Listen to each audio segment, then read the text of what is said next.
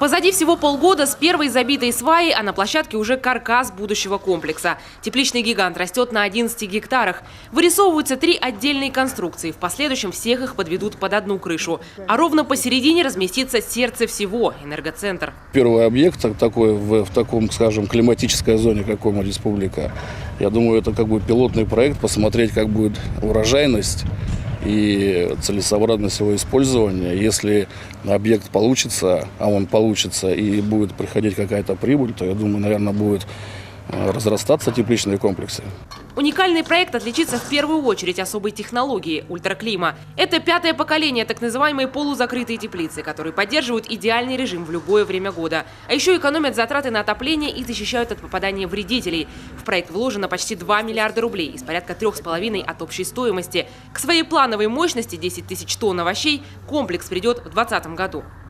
Подрядчик уже начинает остекление, трудится вручную, а потому, чтобы ускорить процесс, количество рабочих рук увеличит до 250. Если срывов по срокам не будет, уже в этом году жители Коми попробуют огурцы из Сосногорска.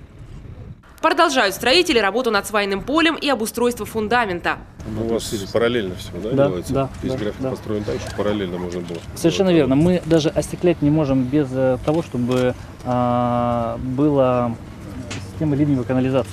То есть если мы остеклим, да, вся вода у нас пойдет прямо в теплицу. Нам нужно сделать сразу водоотведение, параллельно будем выкапывать 2 пруда. Да, 2 пруда-накопителя, которые у нас сбоку, чтобы тоже могли отводить. Кстати, зимой снег на крыше теплицы будет растапливаться и уходить в пруды-накопители. Вода из них пойдет в оборот на поливку растений. Для автоматизации процесса потребуется 150 специалистов. Овощеводы у нас обучаются. Одна группа уже вышла, обучается вторая группа, 18 человек. Но в целом плановом порядке будем набирать еще одну группу через 3 недели. В том же Сосногорске сегодня готовится к сдаче физкультурно-оздоровительный комплекс. Там уже полностью укомплектованный тренажерный зал, медицинский кабинет и, самое главное, бассейн. В зале с 25-метровой чашей уже вывешено табло и даже установлен подъемник для маломобильных категорий. Штат 28 человек, тренера, медицина, услуга, посещений 40. Здесь 18 в тренажерном в час. В час? В час. Пропускная способность. Остается только поработать с документами. Впереди техпаспорт для постановки на кадастровый учет. Торопиться нет причин, говорят власти района. Секции не работают, люди на речке, на дачах, на природе. Поэтому для нас, как для муниципалитета, оптимальный начало эксплуатации бассейна – это 1 сентября. В Ухте серьезных преобразований ждут в аэропорту. Там капитально ремонтируют взлетно-посадочную полосу длиной больше 2500 метров и уже на стадии завершения. Следующий этап – перрон и само здание аэровокзала. Встречать и провожать пассажиров скоро будет новенький фасад, а их, кстати, станет больше.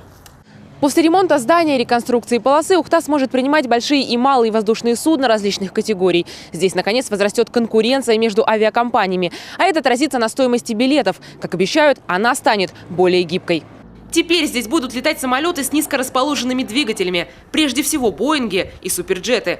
Малейшие какие-то фрагменты покрытия, да, лежащие где-то отдельно, существенно повышают риск попадания в двигатель, а это уже убытки для нас и для авиакомпаний. Поэтому пока что никто не рисковал.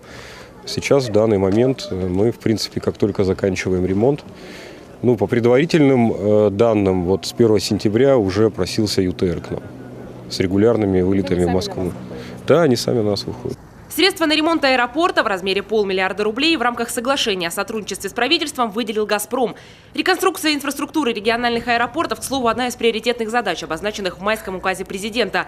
В рамках апрельских поручений Сергей Гапликов также ставил задачу проработать с федеральными ведомствами вопрос о включении аэропорта в Коми в госпрограмму. За счет газовиков обновляют и горбольницу в Шудаяге. Ремонт здесь не видели лет 50. На эти деньги на сегодняшний день, в общем-то, инфекционное отделение полностью мы заканчиваем. Лор-отделение с функциональной диагностикой. Онкологическое отделение, 1-й этаж хирургического корпуса. И освобождено отделение 2-й терапии. От больных освобожден полностью. И надеюсь, что в ближайшем мы там войдем туда тоже. Пока на сегодняшний день 3 отделения в работе. В здании полностью заменят окна и произведут ремонт 3 лифтов. Это порядка 112 миллионов внебюджетных рублей. Таисия Жакова, Дмитрий Ведерников, телеканал Юрган, Ухта, Сосногорск.